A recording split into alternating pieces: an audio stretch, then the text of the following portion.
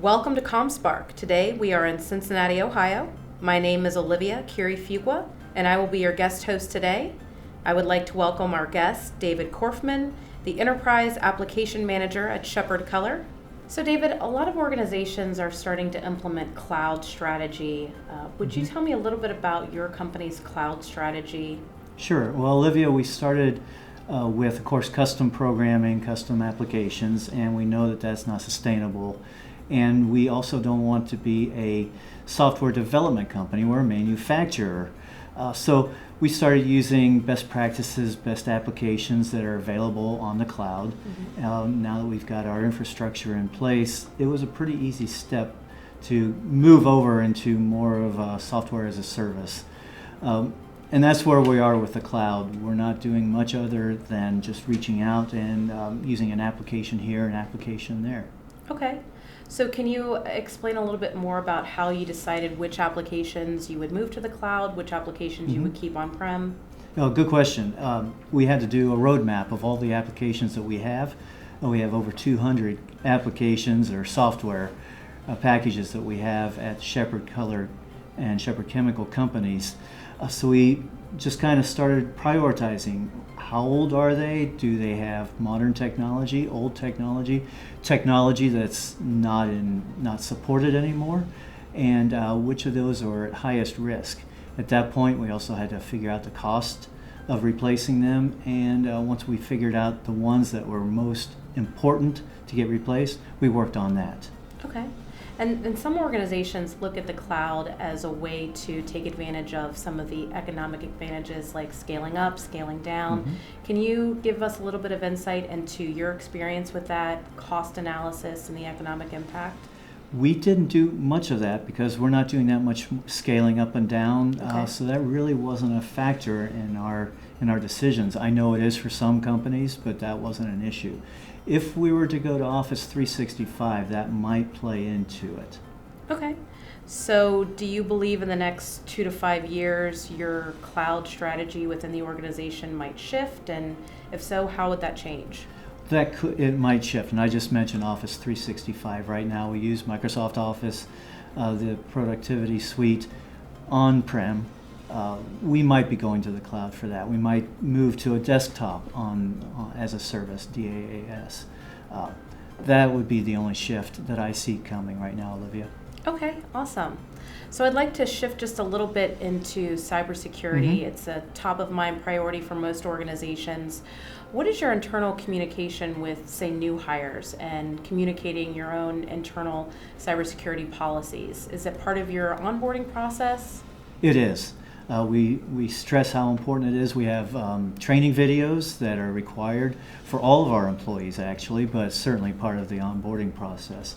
We are doing phishing training. We do not want bad emails coming in, and that's a common way, as you know, of viruses, etc., getting into our network. We're doing that constantly. Also, when they log in, we do have the occasional message that pops up, listen, you can't be doing this, don't do that. And our security in the back end, we're just always looking for any virus coming in. Okay. And again, kind of shifting to just another topic around the enterprise and your technology, as far as data analytics, do you all have a specific policy, and maybe how does that play into your cloud strategy for collecting, analyzing, normalizing data within your environment? Well, we have a couple ERP packages, and we are consolidating to one. So that's where the data of record is, but we also bring that data in to our data warehouse regular basis, whether it's real time or at night, and then we've got the data warehouses there. That's where we're just doing more and more reporting. It's just been very appreciated by the end users, the ease of use we're using Halo, and that's going real well, so more and more reporting functions are coming from that. We've got a top-notch couple developers working on that, a couple consultants helping as well. The training is going very easily. I know I've found it very easy to use for the financials for the IT department. And using me as an example, I know the others are getting a lot of use out of our data warehouse. Awesome, great. So you mentioned your ERP solution. Can you give us a little bit more information about what ERP you're using and how that's helping you leverage different business processes within the organization? Yeah, glad to. We've put in Microsoft Dynamics AX in 2 of our companies, but the third company, Shepherd Chemical, we are in the process of upgrading our SAP implementation, and then we'll put SAP into the other 2 companies as well. So we are consolidating onto one ERP package, SAP.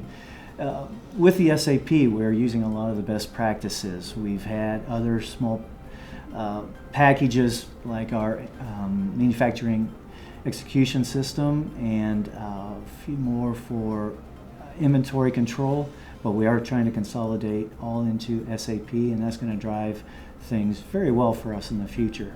And I know SAP has a really strong cloud offering as well. Does that factor in at all in your decision making when you're looking at moving over to an SAP ERP solution? It did, and we're using a local implementer here, and we're using their facilities, and it's all off of our premises. It's in their data center, and we just tap into theirs, and we'll be going live here later this year.